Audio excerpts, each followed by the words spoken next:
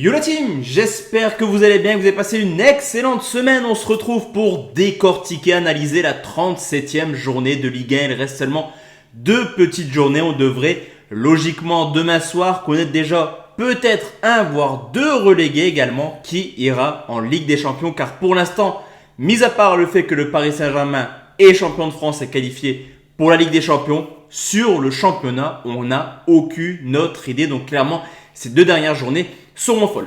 Je te parle souvent de mon canal Telegram, mais je t'en prie, écoute-moi. Hier, il s'est passé une dinguerie. On a fait passer 4 cotes sur le match entre Tottenham et Arsenal. Des cotes plutôt conseils, 1,44 le plus de 2 buts, Kane ou Son 1,54. Mais la dinguerie, elle arrive maintenant avec le but de Kane de la tête côté A7. C'était annoncé sur Telegram. Tu trouveras tous les jours mes pronostics sportifs, mais également le bilan de mon groupe, mon espace membre Parieur Foot. D'ailleurs, tu as l'offre juste en dessous, l'offre découverte 1 euro pour 3 jours. N'hésite pas à me rejoindre si tu veux des analyses tous les jours de pronostics sportifs. Let's go la team. On va partir sur les 10 rencontres de Ligue 1. On commence tout de suite avec Bordeaux qui reçoit Lorient. Clairement, c'est le match de tous les dangers pour des Bordelais qui sont à 99% en Ligue 2. Il faudrait vraiment des circonstances extrêmement favorables de leur côté et surtout des équipes comme Saint-Étienne ou Lorient qui perdent tous leurs matchs. Et forcément, du côté bordelais, c'est largement mérité. Désolé, amis bordelais. 89 buts encaissés, encore 4 encaissés le week-end dernier contre Angers. Mais les Bordelais ont l'occasion de jouer également une équipe plutôt friable actuellement. Lorient, c'est 3 défaites de suite et 10 buts encaissés. Mais en cas de victoire, Lorient serait maintenu en première division. Sur ce coup, vous l'aurez compris, 2 équipes qui ont des défenses passoires contre 2 équipes qui doivent absolument s'imposer. Le spectacle sera au rendez-vous et je vais partir sur un plus de 2,5 buts côté 1,51. Lyon reçoit Nantes et sur ce coup, aucun intérêt pour les 2 clubs. Défaits contre Metz, Lyon n'ira pas en Coupe d'Europe et c'est assez historique cette statistique.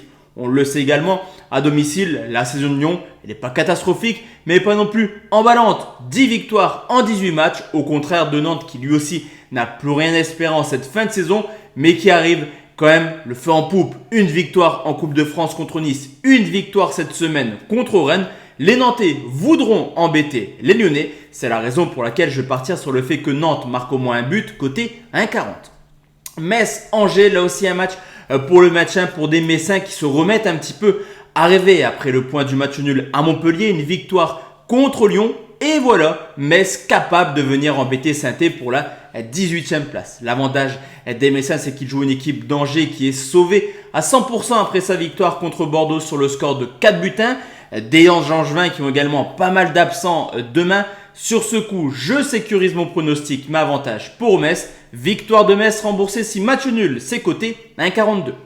8 victoires de suite, 19 buts marqués. Voilà Monaco en route pour accéder à une nouvelle campagne de Ligue des Champions. 3e de Ligue 1, ils peuvent encore embêter les Marseillais et prendre la 2e place. Et on le sait, Monaco à domicile, c'est une valeur sûre. De son côté, les Brestois voudront terminer dans le top 10. 3 points de retard sur Lille qui est 10e. Vous l'aurez compris, Brest viendra jouer au football. Cependant, la différence est énorme et je pense que Monaco s'imposera facilement. Cependant, je vous l'ai dit, si Brest marque, je ne serai pas surpris également. Le plus de 2,5 buts, très bas côté, mais ça à 1,37. On enchaîne avec Montpellier qui reçoit le Paris Saint-Germain. On le sait, dans ces dernières journées de Ligue 1, on a généralement des surprises. On le voit du côté parisien depuis le titre de champion. 3 matchs, 3 nuls. Strasbourg, Lens 3. Vous l'aurez compris, Paris est en roue libre et n'aura pas demain Neymar, auteur d'une belle petite fin de saison, Kimpembe, Paredes et encore pas mal de joueurs qui seront sûrement remplaçants l'an prochain. Ce qu'on peut contraster tout simplement, c'est que même si Montpellier est également en roue libre en cette fin de saison, historiquement Montpellier réussit plutôt bien contre le Paris Saint-Germain. Sur les 10 réceptions depuis l'ère Qatari, seulement 5 victoires pour les Parisiens.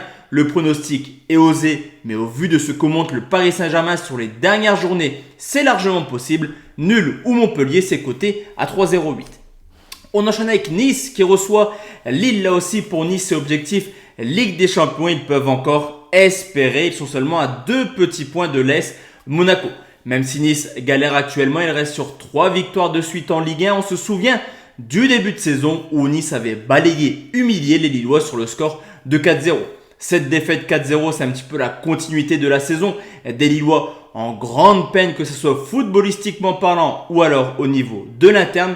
3 points pris sur les 5 derniers matchs, un déplacement à Nice où Lille ne s'est plus imposé depuis 2012. Vous l'aurez compris, Nice est favori. La victoire des Niçois, c'est coté 1,67. Rennes, Marseille, en voilà un match extrêmement intéressant malgré une deuxième place de Ligue 1. Les Marseillais, en cas de double défaite et de résultats en leur défaveur, pourraient potentiellement terminer 5e de Ligue 1. Cependant, Marseille est la meilleure équipe à l'extérieur avec seulement 3 petites défaites, et même si Rennes est également l'une des meilleures équipes à domicile, le dynamique il est plutôt côté marseillais que rennais, auteur de 3 défaites sur les 5 derniers matchs. D'ailleurs, sur les 5 dernières confrontations entre Rennes et Marseille, la donne est simple, c'est du 50-50. 2 victoires pour Rennes, 1 nul, 2 victoires pour Marseille. Vous me connaissez, on sécurise, on prend la cote la plus haute, nul ou Marseille, c'est coté 1,79.